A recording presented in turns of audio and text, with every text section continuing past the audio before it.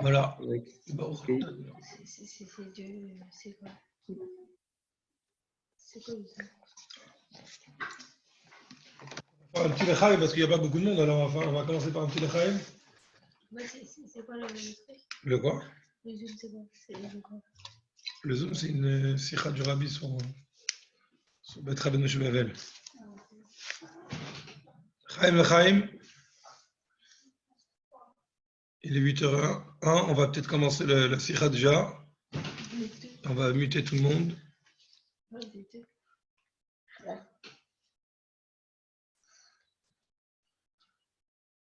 Ils sont tous mis. Voilà. Et donc, le Chaim, V'livracha, on va étudier maintenant une sikha du Rabbi sur le 770. Et on apprend, Baruch Hashem, les bonnes nouvelles, et on apprécie les bonnes nouvelles, que Baruch Hashem, on a recommencé à ouvrir le 770. Et c'est sûr et certain que c'est une préparation à la Géoula, Amitit Vashlema, par notre juste Mashiach, pour qu'on soit déjà avec Mashiach Tzidkenu. L'chaim, l'chaim.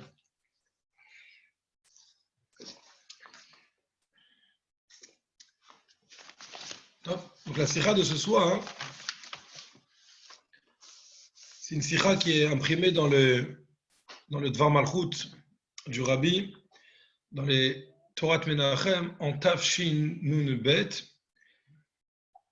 l'année où le Rabbi il a énormément parlé sur les sujets de Mashiach, sur les sujets de Géoula. Et tout va commencer par un verset de la Torah qui dit Vahi lahem le migdash meat be'artzot asher ba'u sham. C'est un verset dans la Torah, c'est un verset de Yecheskel qui nous dit et Vahi lahem le migdash meat, j'étais pour eux un petit temple be'artzot asher ba'u sham, dans les terres où ils sont venus là-bas. De quoi on parle? Vous savez qu'à l'époque du Beth Amikdash, la Shrina, la sainteté divine, elle était à Yerushalayim Mirakodesh dans le Beth Amikdash. Elle était dans le Beth Amikdash. Et à cause de la galoute, on a dû déménager. Le peuple juif est parti en galoute, on est parti en exil. Et il y a ce qu'on appelle la galoute Bavel, l'exil de Bavel. Alors les Chachamim nous ont expliqué que ce verset veut dire que lorsque on est parti en exil à Bavel, la Shekhinah, elle a aussi déménagé avec nous de l'endroit où elle était à Yerushalayim avant. Et la Gemara, elle ramène une machloket, enfin quelque chose qui paraît comme une machloket, à savoir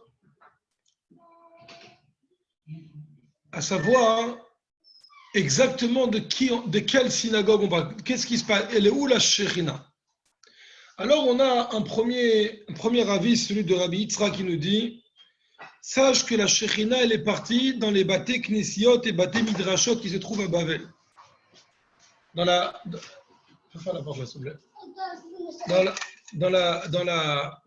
terre de Babylone, où les Juifs étaient là-bas principalement, il y avait là-bas beaucoup de Baté Knesiot et Baté Midrashot, parce qu'il y avait là-bas toute la Torah chez Béal Pé, elle s'est fait là-bas. Beaucoup de la Torah chez Béal Pé, elle s'est fait là-bas. Et donc, ils étaient là-bas. Et donc, lui, Rabbi Yitzhak, il pense que où elle a déménagé, c'est quoi? Ça veut dire quoi? Pour eux, un Migdash Mat, un petit Beth Amikdash, Be'artzot Asher Ba'u Sham, dans les terres où ils sont arrivés là-bas, ça, c'est les synagogues de Bavel. Tous les synagogues qu'il y avait à Bavel. Contrairement à lui, Rabbi Eliezer, il dit non. Ze Bet Rabbeinu Shebavel. On ne parle pas de tous les Baté Knesiot et Baté Midrashot, on ne parle pas de tous les synagogues, on ne parle pas de toutes les maisons d'études, on parle ici de la maison du Rabbi qui se trouve à Bavel. Comme ça, il lui dit. Et donc, a priori, il y a ici une machloquette. A priori, on aurait pu traduire comme une discorde entre Rabbi Eliezer et Rabbi Yitzhak, à savoir comment est-ce qu'il faut traduire la chose. Mais bien sûr, il y a un principe dans la halakha qui dit qu'à chaque fois qu'on peut expliquer quelque chose où il n'y a pas de discorde, même si a priori il y a une discorde, mais on peut l'expliquer de façon à ce qu'il n'y a pas de discorde, alors on va l'expliquer de façon à ce qu'il n'y a pas de discorde. Et donc là, le Rabbi nous dit ici, en fait, ici, il n'y a pas de discorde entre les deux. Les deux sont d'accord que Shekhinah se trouve dans toutes les synagogues qui sont à Babel. Sur ça, tout le monde est d'accord.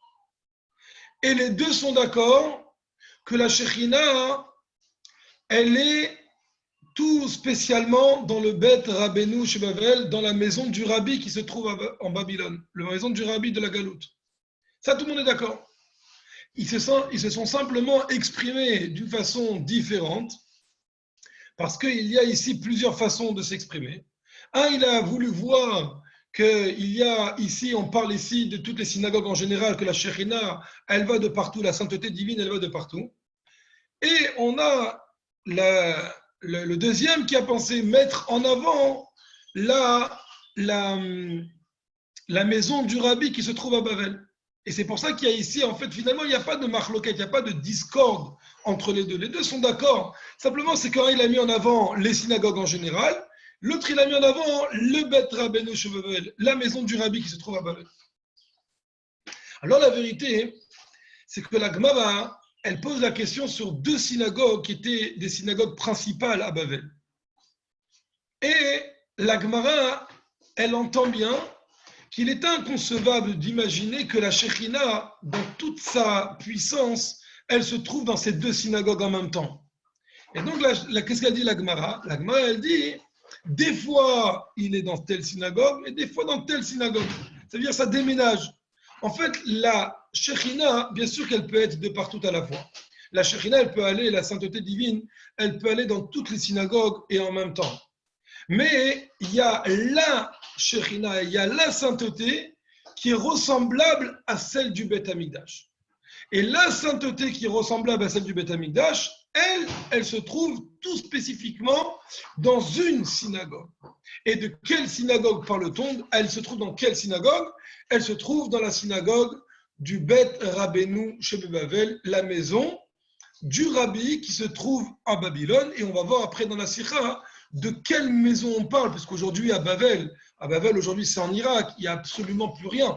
C'était à l'époque de la Guémara, il y a plus de 2000 ans, il y a 2000 ans, il y avait là-bas l'exil de Babel et les Juifs étaient à Babel. Aujourd'hui en Irak, il n'y a quasiment plus rien, il n'y a quasiment plus de communauté juive, il y a très très peu de Juifs qui se trouvent à Babel, s'il se trouve encore des Juifs à Babel.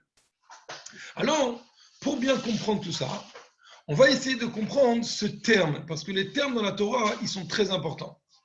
Et donc, le terme en question, il est ici, Bet Rabbeinu Shebe Babel, la maison du Rabbi qui se trouve à Babel. Et c'est quoi le mot Rabbi? C'est vrai qu'on a l'habitude toujours de dire le mot Rabbi facilement, mais le mot Rabbi, il a une connotation, il a une traduction. Rabbi, ça veut dire celui qui nous enseigne. C'est comme un Rav Sheli. C'est lui le Rabbi. Le Rabbi, c'est celui qui enseigne la Torah. C'est celui qui enseigne aux élèves la Torah. Ça, c'est le Rabbi. Et quand on dit Bet Rabbeinu, la maison du Rabbi qui se trouve à Babel, donc on parle bien de la maison de celui qui va enseigner la Torah, principalement dans cette maison-là. Et comme la Torah elle le dit, qu'est-ce qui fait la différence entre cette maison et les autres maisons? Alors vous savez qu'à l'époque du Beth Amikdash, il y avait le Sanhédrin. Le Sanhédrin, ça veut dire le tribunal rabbinique qui se réunissait au nombre de 71 personnes, 71 grands rabbinim, qui étaient dans la Lishka, dans une chambre qui se trouvait dans la cour du Beth Amikdash. Et là-bas, ils jugeaient tous les cas qu'ils avaient. Et d'ailleurs, le système était que lorsque quelqu'un avait un différend avec quelqu'un d'autre, il devait d'abord aller voir le tribunal rabbinique de sa ville. Le tribunal rabbinique, s'il était capable de juger le cas, eh bien, il le jugeait et il ordonnait la halakha. S'il se sentait incapable, ce qui est possible, alors il remontait comme ça jusqu'au Sanhédrin, jusqu'au grand Sanhédrin. Et le grand Sanhédrin, lui, de son côté, jugeait le cas et il faisait un communiqué, il sortait un communiqué d'un cas bien précis, comment on va juger la halakha.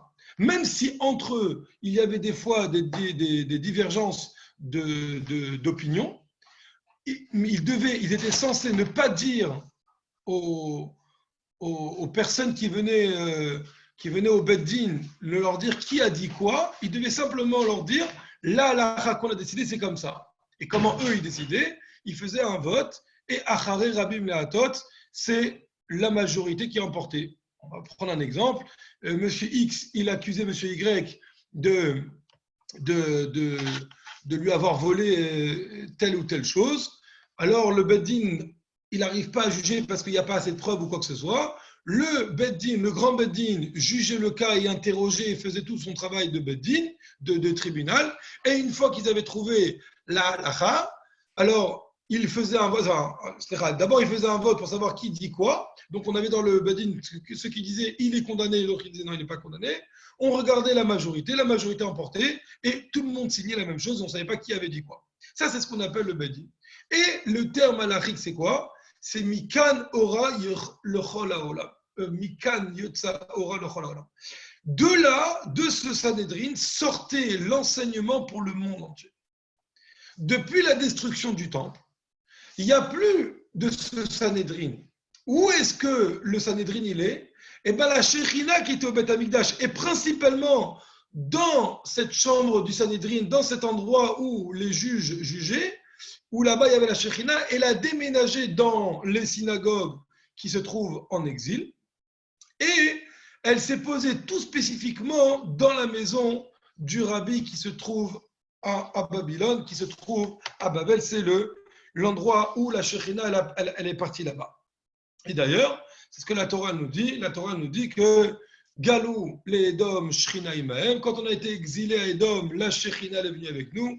Galou, les Bavel, Shrina Imahem. Là où on a été à Babel, la Shekhinah est avec nous. En deux mots, à chaque fois qu'on a été en Galout, la Shekhinah est toujours avec nous, la sainteté divine est toujours avec nous. Et là où elle se trouve, tout spécifiquement et encore plus que de partout, c'est forcément, enfin c'est encore plus spécial dans la maison du rabbi qui est à Bavel.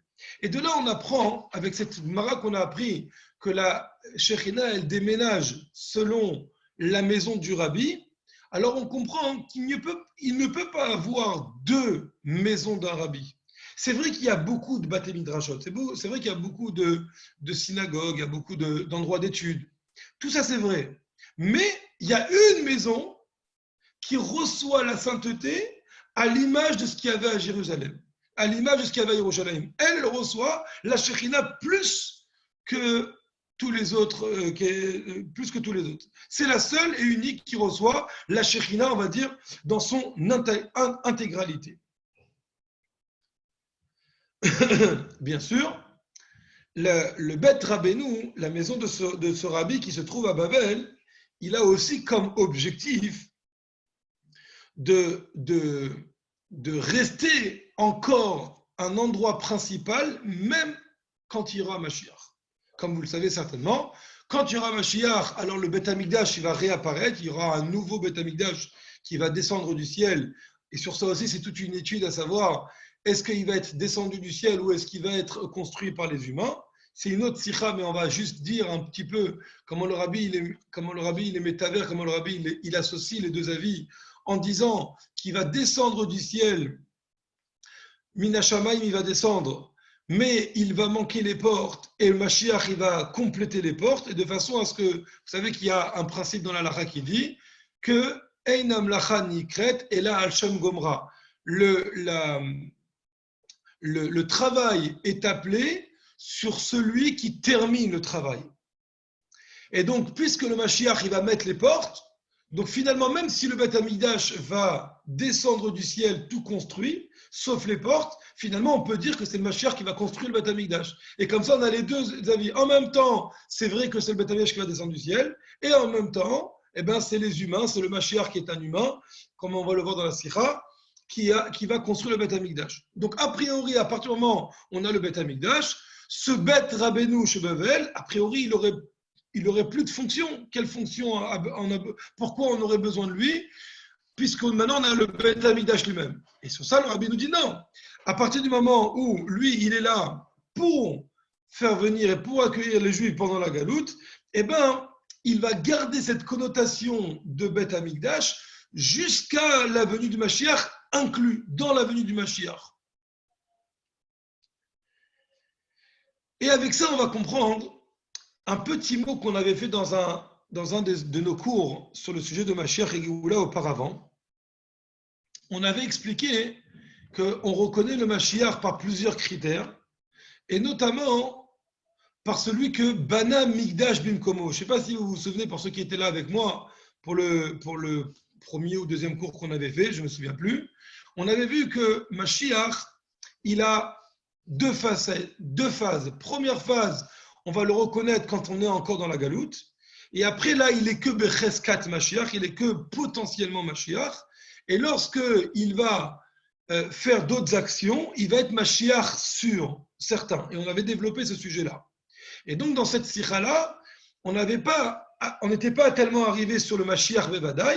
Et en tout cas, pour reprendre les termes qu'il y a écrit là-bas, il y a écrit Ubana Migdash Bimkomo. Si le Mashiach va construire le Bet HaMikdash Bimkomo à sa place, et Vikabetz Nitri Israël, il va rassembler les égarés d'Israël, Arezé Mashiach Bevadai. Dans ces cas-là, c'est bien lui, le Mashiach confirmé. Et ce qui est étonnant dans ce Rambam, c'est que le Rambam a dit, alors que vous savez que le Rambam ne dit pas des mots en vain, des mots en plus. Le Rambam, il est très précis dans ses mots. Il dit Ubana Migdash Bimkomo. Et il a construit le Bet HaMikdash à sa place. A priori, le mot à sa place, il est en plus. Ubana Migdash. Il aurait pu se contenter de dire et le Mashiach a construit le Bet HaMikdash. Pourquoi a-t-il besoin de dire Ubana Migdash Bim Komo? Pourquoi il a besoin de dire le mot à sa place? Ça ne veut rien dire ce mot-là. Et si déjà le Mashiach, si déjà le Rambam voulait absolument dire que le Bet HaMikdash a été construit à sa place, ça aurait été plus judicieux de sa part de dire Ubana Mikdash Yerushalayim, et il a construit le Bet HaMikdash à Jérusalem, ou bien Bana Bet HaMikdash Be'ara Moria, dans la montagne du Bet HaMikdash. Pourquoi a-t-il dit Bimkomo? Sur ça, le Rabbi nous dévoile un secret extraordinaire. Et le Rabbi nous dit ici qu'en fait, ici, on parle du Bet HaMikdash, pas du grand Bet HaMikdash, du troisième Bet HaMikdash. On parle que le Mashiach va construire le Bet HaMikdash Bimkomo, à sa place, à la place du Mashiach lui-même. Là où le Mashiach, il est encore dans la galoute, quand il est encore à Babylone, quand il est encore dans Bavel qui est représentation de la galoute, comme on va le voir après dans la Sira, eh bien, à ce moment-là, le Mashiach, il va construire le Bet HaMikdash. De quel Bet HaMikdash parle-t-on? On parle ici du Mikdash Mea, du petit Bet HaMikdash. Et donc finalement, c'est une révolution dans les mots du Rambam. Bana Migdash Bimkomo, c'est pas, on ne doit pas attendre pour que soit Mashiach Bevadai, pour qu'il soit le sûr Mashiach, la certitude que c'est du Mashiach. On n'est pas obligé d'attendre que le troisième Bet HaMikdash descende du ciel. On peut déjà avoir le Bet HaMikdash Bimkomo à la place du Mashiach. Et déjà, ça le rend Mashiach Bevadai. Et donc le Rabbi nous explique ici que le Bet HaMikdash, que le Mikdash Me'atzlicha, le petit Bet HaMikdash de la Galoute, va lui aussi déménager après par la suite à Jérusalem. Parce que son objectif à lui, c'est justement d'être Mikan Ora le Chol Haolam, Mikan Ora le Chol Haolam. Lui, son objectif, c'est de faire sortir à partir de cette maison, à partir de cet endroit du Bet Rabbeinu Shovel, tout l'enseignement de la Torah pour le monde entier. C'est de là où tout va partir. Juste une petite parenthèse, vous savez que le rabbi précédent, ça veut dire, nous on s'appelle les Lubavitch. Lubavitch, c'est une ville en Russie. Et même s'il y a eu énormément de Rebbeim Chabad qui sont passés par Lubavitch et qui ont pratiqué à Lubavitch, mais aujourd'hui, Lubavitch, c'est pas grand-chose. Il ne reste pas grand-chose de Lubavitch. Et les Rebbeim, ils n'ont pas fait de Lubavitch, de la ville de Lubavitch, quelque chose d'exceptionnel.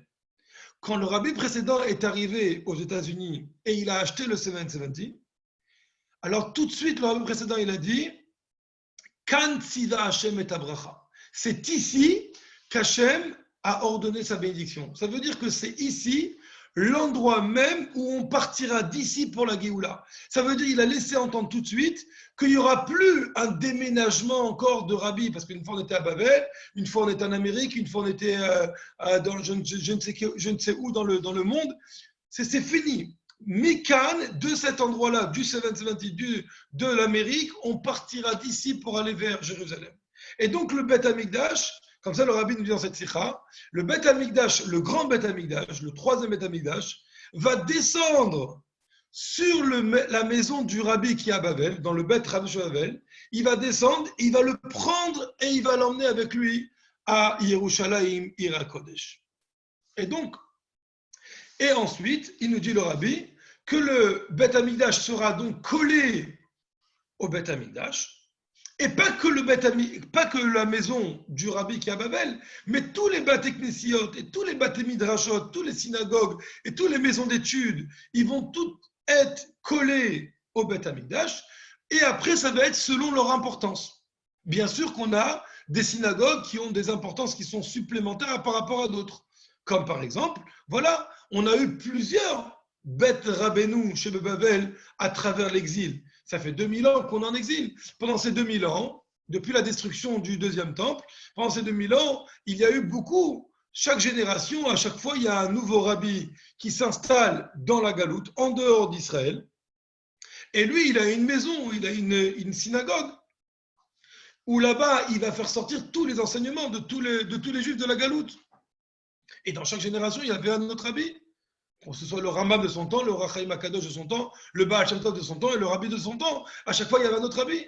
Et donc, toutes ces synagogues-là, elles vont aller se coller au Beth Amikdash. Elles vont être collées. Et selon leur importance, bien sûr, même les petites synagogues, ils vont être aussi collées au Beth Amikdash. Et selon leur importance, ils auront leur place à côté de la proximité par rapport au Beth Amikdash.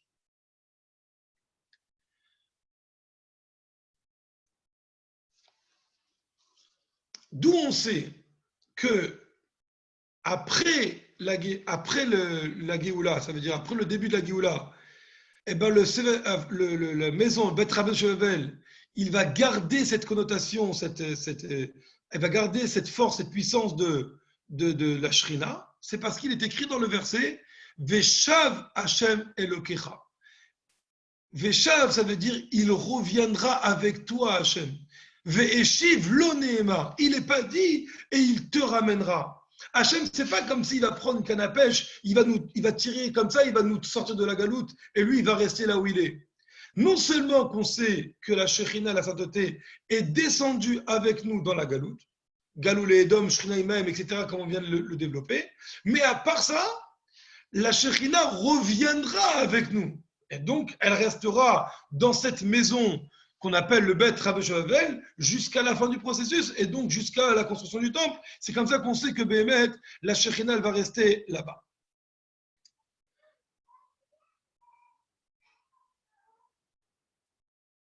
Alors maintenant, le Rabbi explique dans la Sikha pourquoi est-ce qu'il est écrit ici Beth Rabbeinu chez Bavel. On va essayer de comprendre le Beth Rabbeinu. La maison du Rabbi. Et sur ça, le Rabbi nous explique que le Rabbi, c'est quoi le Rabbi? Le Rabbi, c'est le Nassi. Le Nassi, ça veut dire le maître de la génération. On a un Rashi qui nous dit Anassi ou Akol. Le Nassi, il englobe tout en lui. Tout est en l'intérieur du Nassi. Et finalement, de quelle maison parle-t-on quand on dit Beth Rabbeinu Shevevel? On parle ici de la maison de celui qui englobe en lui toute la génération, celui qui a toutes les Neshamot à l'intérieur de lui, de tous les Juifs de la Galoute. Parce qu'en effet, le Beth Amikdash lui-même n'a la chance d'être un Beth Amikdash et a la chance d'avoir la Shekhinah uniquement grâce au peuple juif. Finalement, c'est le peuple juif qui a la force du Beth Amikdash. Comme écrit dans le Zohar, Israël vekucha borichu kulachad. Israël et Hachem, c'est une seule chose, c'est pas deux choses différentes. Et donc, qu'est-ce qui fait que ce Beth Amikdash est Kadosh et la Shekhinah? c'est grâce au fait que Israël, que le peuple, comme c'est écrit dans le verset, et vous me ferez un sanctuaire, et je résiderai, et je parmi vous.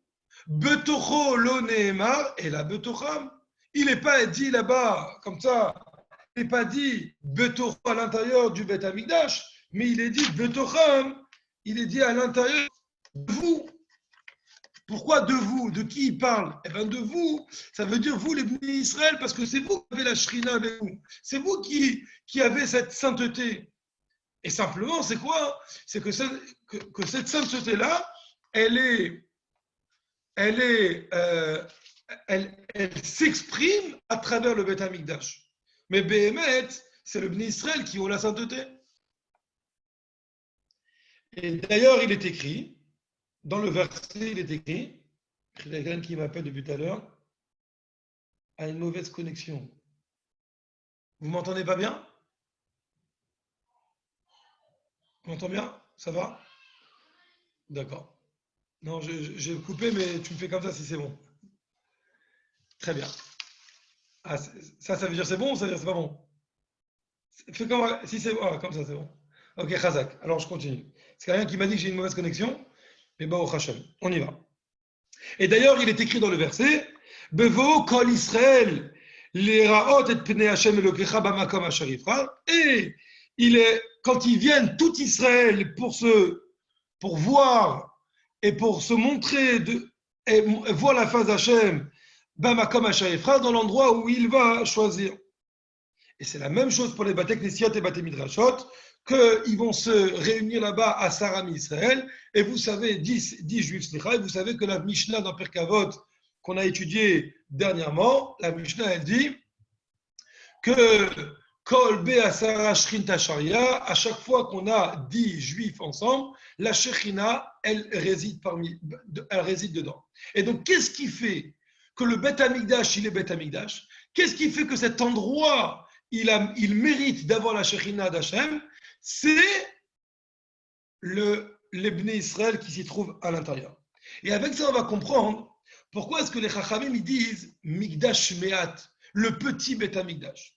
Parce qu'en effet, toutes les synagogues où se trouvent là-bas, parce qu'une synagogue, par définition, c'est un endroit où se trouvent en dehors des Juifs. Et on avait lancé un appel il y a quelques semaines, c'est une petite parenthèse que je fais. En même temps, c'est un petit peu comme un petit lechaim comme ça, un petit fabrengen. On a lancé un appel, on avait expliqué que le rabbi demande qu'on étudie les lois à Chazak, qu'on étudie les lois de Beth Amikdash pendant la période où on a perdu le Beth Amikdash pour reconstruire. Parce qu'en étudiant la loi, on va reconstruire le Beth Amikdash. Et puisqu'en ce moment, on a quelque part perdu nos synagogues, on a perdu un petit peu notre 770 que maintenant, Baruch Hashem, il a été rouvert. Alors, le fait d'étudier une sikha sur l'importance des synagogues et sur l'importance des Bate Midrashot et sur l'importance du Bet Rabbi Shoavel, c'est sûr que c'est une façon de le reconstruire pour qu'il soit réouvert, bien sûr pas comme avant, mais avec une lumière supplémentaire qui est celle de la Géoula Hamitit V'Ashlema. Et donc, on va continuer. Donc, c'est quoi qui fait que la synagogue, elle est synagogue?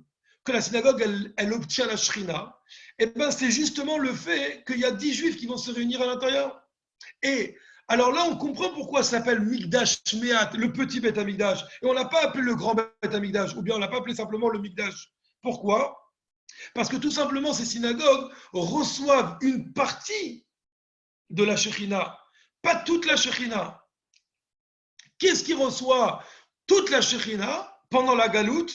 Ça, c'est uniquement Beth Rabbeinu Shoavel. Et avec ça, on comprend le début de notre cours, où on avait dit que les deux avis qui paraissaient contradictoires, finalement, ils ne sont pas contradictoires. Là, il parle sur le Mikdash Me'at, sur le petit Beth Amikdash, qui c'est toutes les synagogues et tous les Bate Midrashot, où là-bas se trouvent les Juifs pour étudier, pour prier ensemble. Et donc, il y a 10 Juifs qui sont là-bas, et donc la Shekhinah est là-bas. L'autre, il parle sur le Beth Rabbeinu, sur la grande Shekhinah. Pas la petite, pas le petit Beth Amikdash. C'est carrément la même Shekhinah qu'il y avait à l'époque du Beth Amikdash dans le Beth Amikdash qui déménage et qui se trouve dans le Beth Rabbeinu chez le Babel, dans la maison du rabbi qui se trouve à Babylone.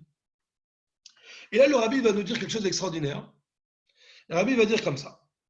Rabbeinu, On appelle ça Rabbeinu, on l'appelle Rabbeinu.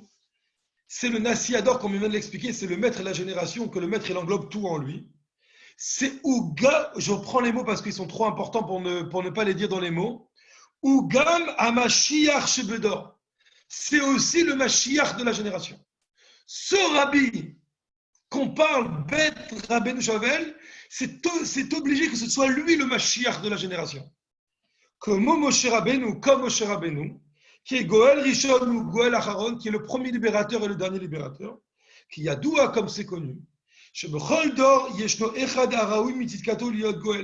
que dans chaque génération, nous avons un qui est apte à être le libérateur. Il y a une personne sur terre qui est apte à être le libérateur.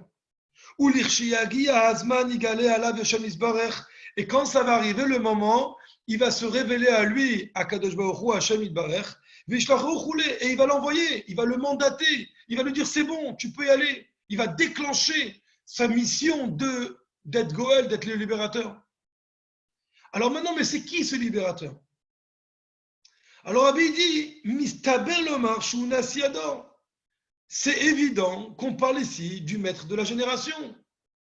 Ça veut dire qu'il y a un maître dans chaque génération. Il y en a un qui porte sur lui le fardeau de la génération.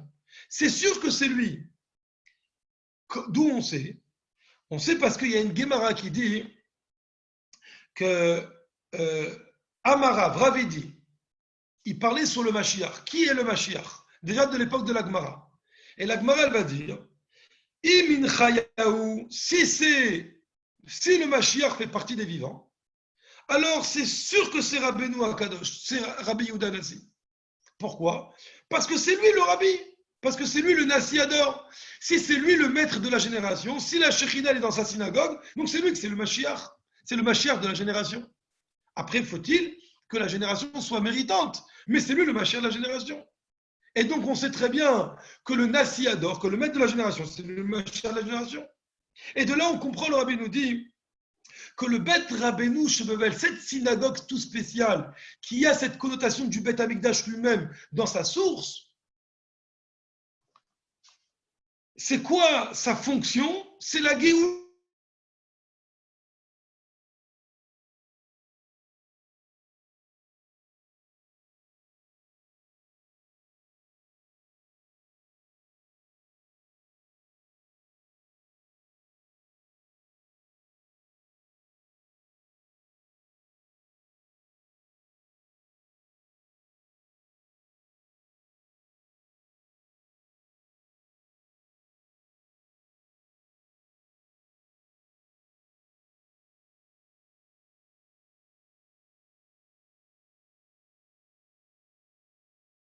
Allô, vous m'entendez?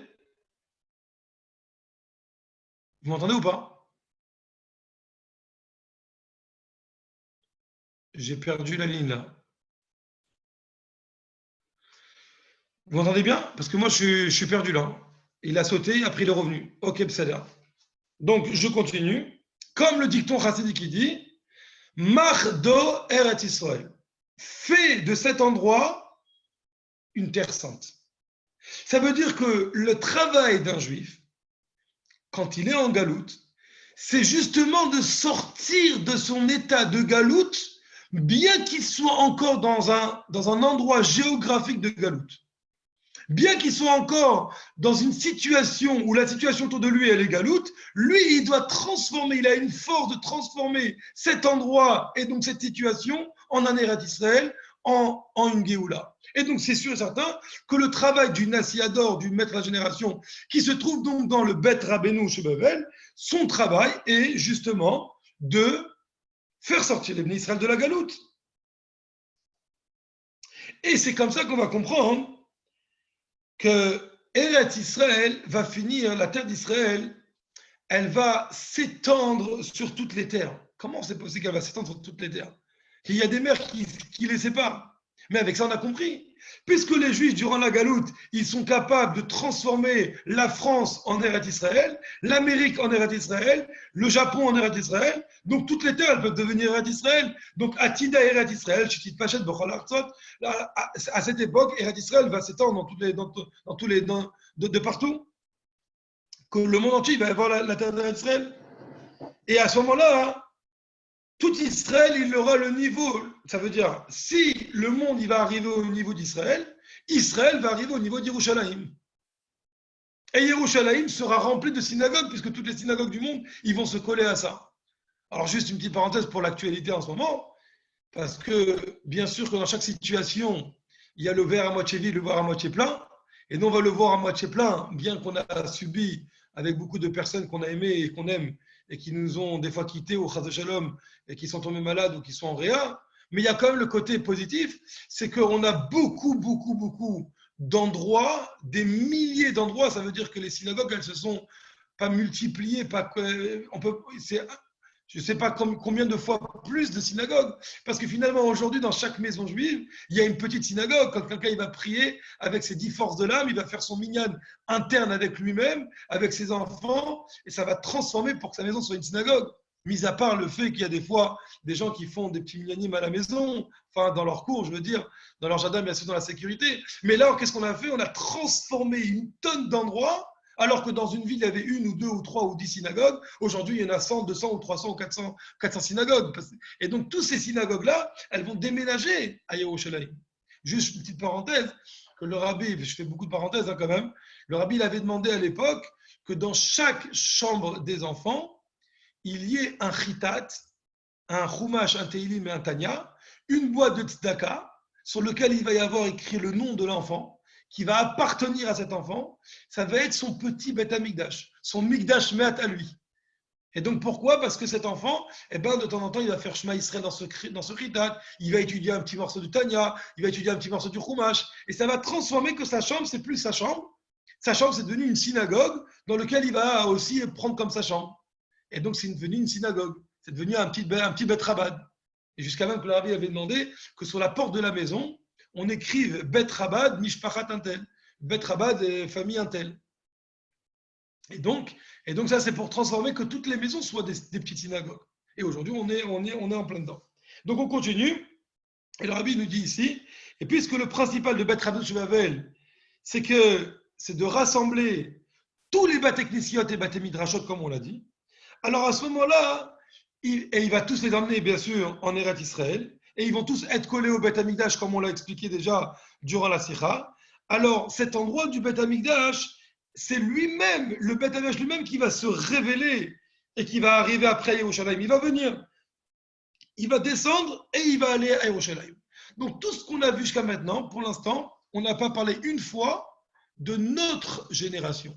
On a parlé à partir d'une Gemara, à partir d'une discussion dans la Gemara sur un verset de la Torah, on a compris le principe logique de ce que c'est Bet Rabbeinu Shebeuvel. Et maintenant, on va aller plus loin dans l'idée. On va parler de notre situation à nous, de notre rabbi, de notre Mashiach, puisqu'on vient de le dire, et c'est mefourach, c'est clair dans la Sikha, que le Nassi adore, c'est le Mashiach qui est dans la génération. C'est écrit clairement noir sur blanc dans la Sikha. Et là, le rabbi va nous dire comme ça.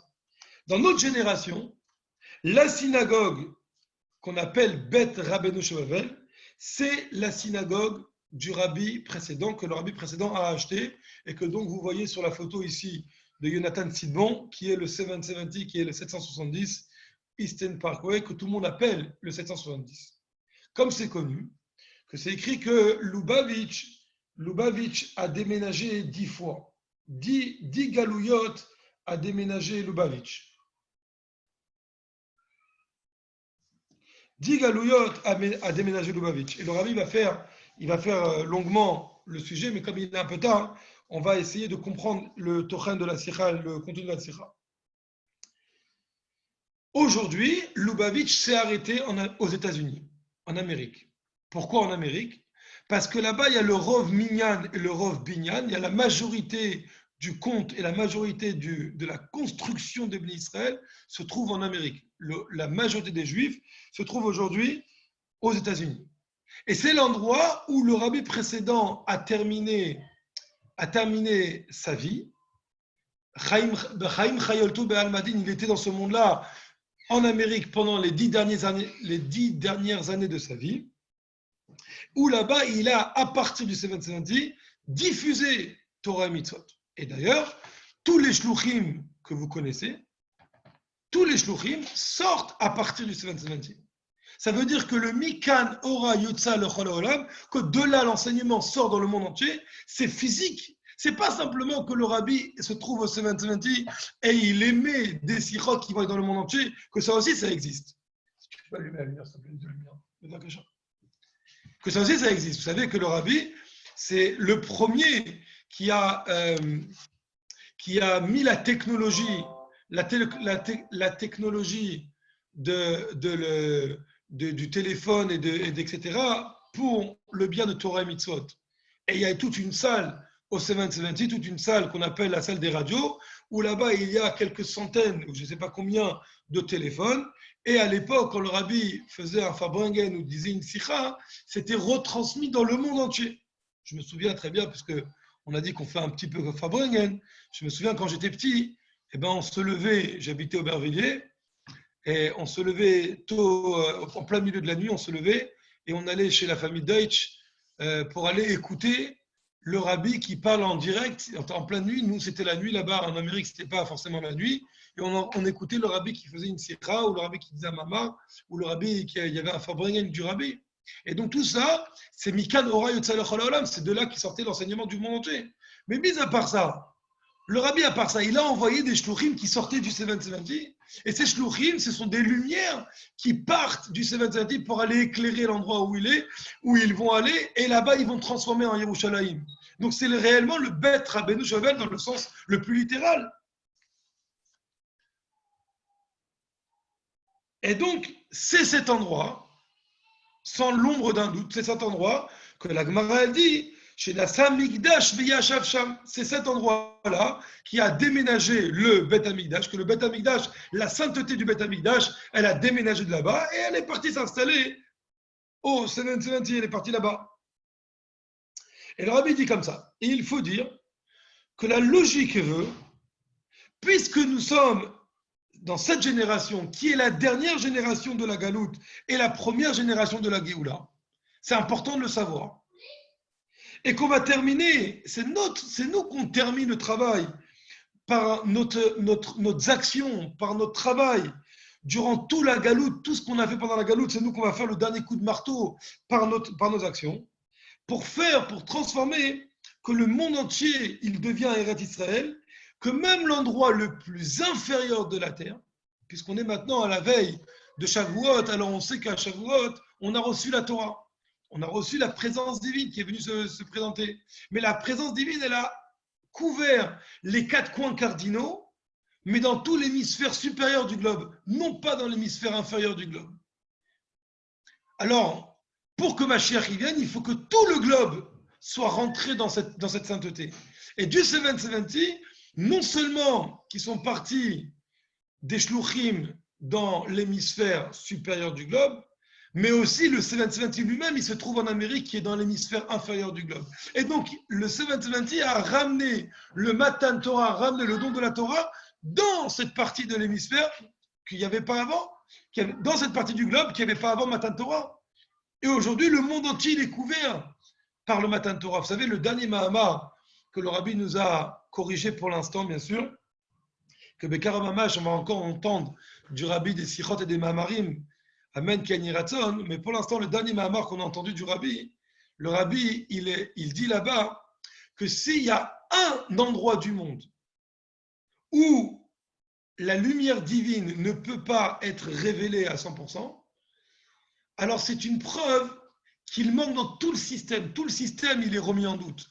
Parce que c'est quoi l'infini? L'infini, par définition, c'est quelque chose qui n'est pas limité. Et donc, s'il y a un endroit du monde où Dieu ne peut pas se révéler, donc c'est qu'il manque encore un travail. On n'est pas dans l'Insof, on n'est pas dans le travail. C'est pour ça d'ailleurs que c'est écrit que si un tzaddik dans sa génération est refait tchouva, vraiment une vraie tchouva à 100%, une vraie tchouva veut dire qu'il laisse pénétrer l'infini absolu. Si c'est l'infini absolu, c'est sûr que Mashiach, il aurait déjà été là.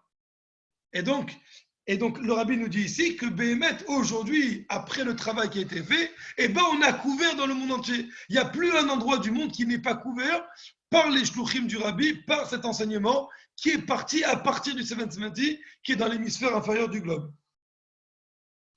Et pour être plus clair, le rabbi parle sur le 770 avec le chiffre 770, puisque cette maison, on n'a pas tellement l'habitude de l'appeler Bet Rabbeinu Shoavel. Si on dit à quelqu'un dans la rue, est-ce que tu vas à Bet Rabbeinu Shoavel, il va te dire, je ne comprends pas de quoi tu parles. Mais si tu lui dis, est-ce que tu vas au 770, il va comprendre. Le 770, même si on peut y avoir peut-être 10 000 rues en Amérique où il y a des maisons avec qui sont 770, quand on dit à quelqu'un, n'importe qui dans le peuple juif, et même en dehors du peuple juif, on dit tu vas au 770, on sait qu'on parle de la maison du rabbi. Et donc là, le rabbi va commencer d'abord par les deux noms du rabbi précédent. Le premier nom du rabbi précédent, c'est Yosef. On a ici avec nous Yosef Zerbib. Et donc le premier nom du rabbi précédent, c'est Yosef. Et Yosef fait référence à exactement ce qu'on vient de dire. Que le mot Yosef, il veut dire rajouter. Et ça fait référence au verset de la Torah qui dit Bayom Aou, ce jour-là, Yosif Adni Shenit Yado Liknot et Sha'aramo Asher Yishaer Ma'ashur Mitzrayim et Gomer ou Me'aya Hayam, que Akadosh Baruch Hu, il va rajouter encore une fois sa main, une deuxième fois sa main, pour acquérir le reste de son peuple qui se trouve à l'extérieur, qui se retrouve dans les terres de Ashur, dans les terres de Mitzrayim, qui sont des terres d'exil, ou Me'aya Hayam, mais de l'autre côté de la mer. C'est quoi l'autre côté de la mer? C'est les États-Unis. C'est là-bas qu'il va aller. Où il a été le rabbi précédent qui s'appelle Yosef, qui vient du mot Yosif, c'est aux États-Unis qu'il est parti, et c'est de là-bas qu'il va réunir. Le deuxième nom du rabbi précédent, il s'appelle Yitzhak. Yitzhak qui veut dire rigoler, qui veut dire se réjouir. Et vous savez qu'il est interdit dans la Torah de se réjouir à 100%, de rigoler, d'avoir un éclat de rire où on n'arrive pas à s'arrêter de rigoler. Pourquoi? Parce que c'est écrit dans le verset dans le Tehillim, c'est écrit Az Yemale Srok Pinu. Alors, il remplira notre bouche de rigolade. Quand on dit alors, ça veut dire au temps messianique. Donc, tant qu'on n'est pas arrivé au temps messianique, on ne peut pas rigoler à 100%, puisque la Torah l'a dit, c'est que quand Mashiach va venir qu'on pourra le faire. Et le rabbi nous dévoile un secret extraordinaire. Et il nous dit Az, valeur numérique, Aleph Zayin. C'est pas dans cette sikha que le rabbi dit ça, c'est dans une autre sikha. Le rabbi dit Aleph Zayin, c'est la valeur numérique de 8. Aleph, c'est 1, Zayin, 7, ça fait 8. Et le rabbi précédent est le 8e rabbi par rapport au Baal Shem Tov. Et donc, il dit Az Yemale Srok Pinu. Alors, quand il va arriver ce rabbi du 8, le 8e rabbi à partir du Baal Shem Tov, il va nous envoyer ce tzrok, il va nous envoyer cette rigolade à 100% par le rabbi lui-même qui s'appelle Yitzhak. Yitzhak qui veut dire rigoler. Et donc on peut déjà rigoler. Donc ça veut dire qu'on est déjà arrivé dans l'ère messianique. On est déjà dans le Yosef. Yosef qui fait référence que Hachem il va rajouter, il va venir nous racheter, nous acquérir et acquérir tous les juifs de tout le monde entier, même ceux qui sont de l'autre côté de la mer, donc les États-Unis. Yitzhak, la rigolade à 100%, la rigolade de Mashiach. Et donc, on est déjà arrivé, on est déjà rentré dans l'ère messianique, déjà, avec rien que le nom du Rabbi Yosef Yitzhak.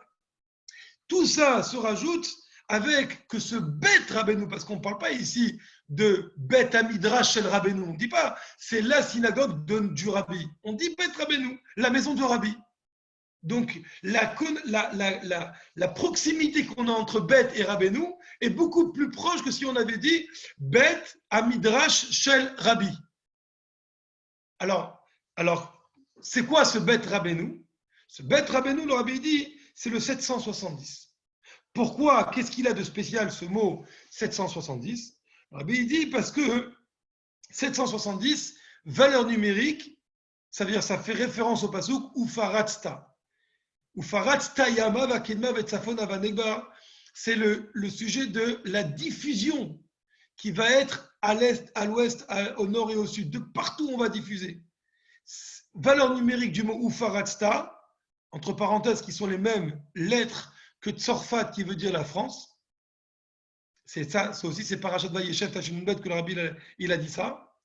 Eh bien, ce Ufaratzta qui est 770, valeur numérique 770, c'est de là que va sortir Yamavakin Matzafon Vanegba, ça va aller de partout. Et donc c'est encore une fois un clin d'œil de Dieu, comme quoi de ce 770 sort l'enseignement, sort la lumière pour le monde entier dans les 4 coins cardinaux, de façon à ce que ça brise, Ufaratzta, ça brise les barrières. juste pour un petit rappel, vous vous souvenez que Mashiach, il descend de Péretz, qui était le fils de Tamar, elle a eu une relation entre Tamar et Yehuda, et Péretz, pourquoi on l'appelle Péretz?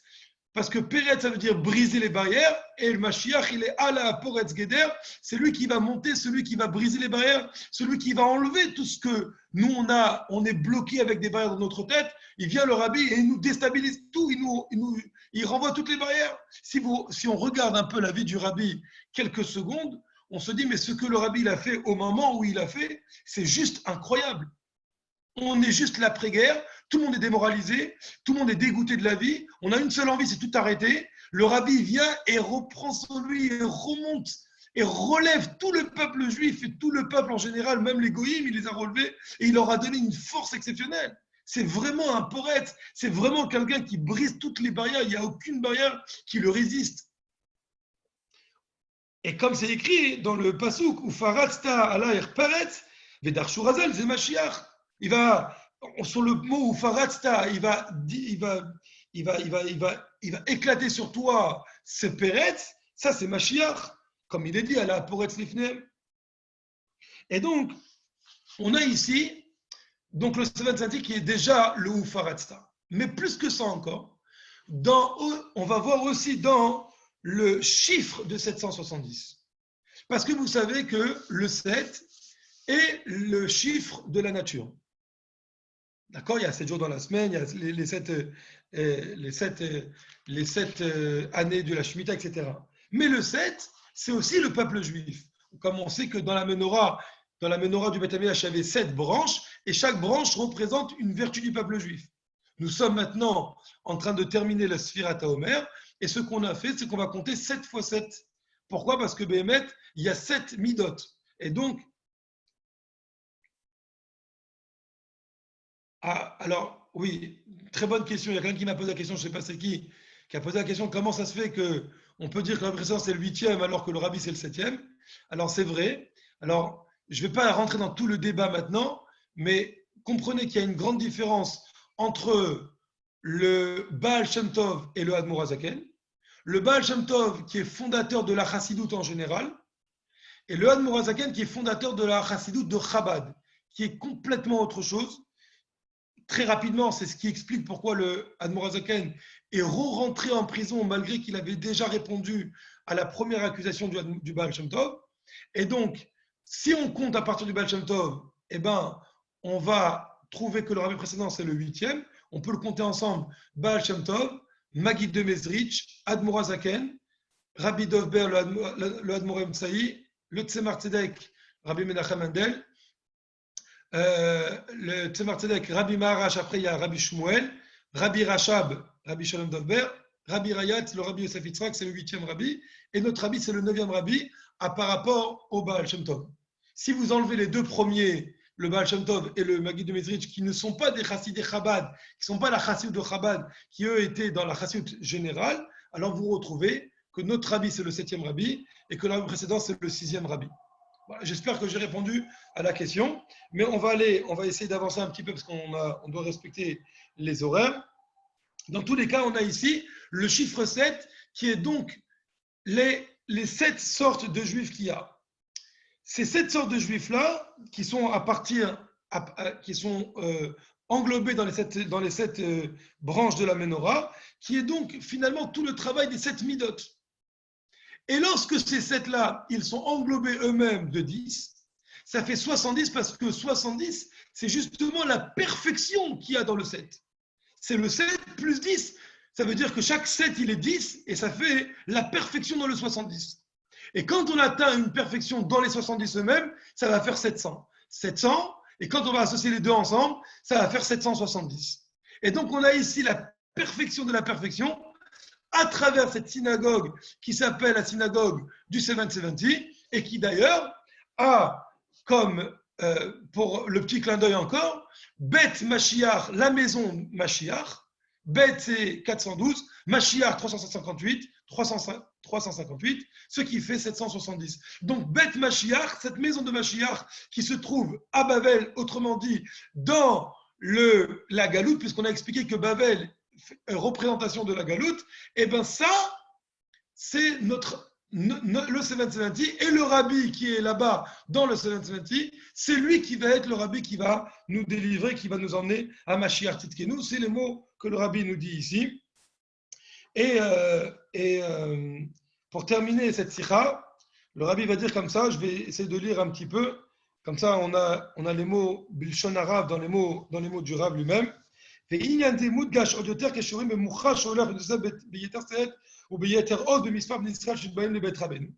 tout ça est encore plus accentué lorsqu'on voit clairement et physiquement que ça va en grandissant avec plus de force et plus de détermination le nombre des Bnei Israël qui vont dans la maison de ce rabbi, dans la maison du rabbi, Berov Amadrat Meler, avec un grand peuple, on accueille le roi.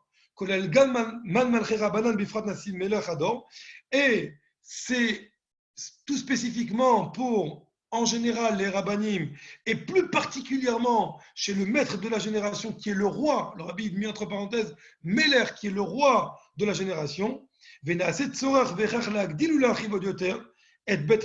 il est aujourd'hui nécessaire, tellement il y a du monde, il est nécessaire d'agrandir ce Bet Rabbeinu, cette maison, ce 770, il faut l'agrandir. Et jusqu'à qu'il faut l'agrandir de façon à ce qu'on va dans aucune commune mesure, tellement on va grandir d'une façon extraordinaire. C'est le paratsta, c'est la diffusion à 100%, qui est valeur numérique de 770, comme Binyan Bait Hadash, comme si on avait construit une nouvelle maison. Et après, le rabbi va donner des bénédictions tout spécifiques pour ceux qui vont participer à la construction du Beth Amikdash et qui vont financièrement donner. Donc le rabbi leur donne des brachot en disant comme quoi on n'aura même pas le temps de donner parce qu'on aura décidé de donner de l'argent. Alors déjà, d'ores et déjà, on va connaître ce moment qu'on a parlé dans cette sikha, que le Beth Amikdash va descendre sur le 770 et il va le prendre de là-bas et il va aller à Yerushalayim, Ira Kodesh, que ce soit Bekarov Mamash. Et là, on dira tous ensemble, je vais démuter tout le monde si quelqu'un a des questions. Alors, je vais démuter tout le monde 2 minutes quand je fais. Il ne veut pas me laisser faire. Hop. Voilà, bon, Hachem, j'ai trouvé. Activer tout le monde. Bravo. Voilà, je vous ai activé les micros. Ceux qui veulent poser des questions, s'ils veulent dire un petit lechaim, c'est avec plaisir. Voilà, on va faire lechaim ensemble. Je vois des amis qui sont là parmi nous, de nombreux amis d'Eretz Israël, de France, de partout, de Bervilliers. Alors, lechaim. Vive le roi. Hein? Vive le roi. Vive le roi Mashiach, now. Aïe, aïe, aïe. Qu'on soit déjà dans la Géoula Shlema, qu'on se retrouve très vite. Keheref Aïn. Eli, lechaim. T'as le droit de faire lechaim, mais ne t'inquiète pas. Personne ne te voit ici. Lechaim. Est-ce qu'il a dit personne ne te voit, il est bon. Chaim, le Chaim. Chaim et Livracha. Chazak ou Baruch. Chazak pour ce qu'on fait. Voilà, Baruch Hashem. Des bonnes nouvelles. Le cours il a été enregistré. Si quelqu'un il le veut, il me le demande par WhatsApp. Alors je lui enverrai Bezat Hashem le chiot. On voit les pistaches aussi. Ah ouais, avec plaisir. Avec grand plaisir. Chazak, c'est un très beau cours. Baruch Hashem. Et Youssef. Que des bonnes choses et Dieu à tout le monde. Tout. Kol Tov.